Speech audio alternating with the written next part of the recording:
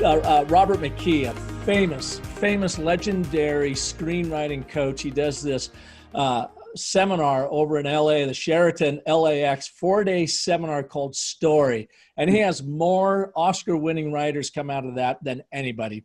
I attended it in 2010. I wanted to not write a movie, but to understand what could I learn from this that I could apply in the business world. My son, who's in the film world, joined me as a screenwriter, went through it.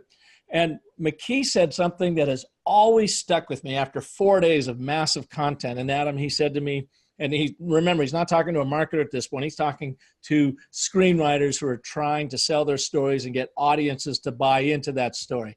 He says, always remember that our conscious mind is simply the PR department for our subconscious mind, where all the real decisions are being made.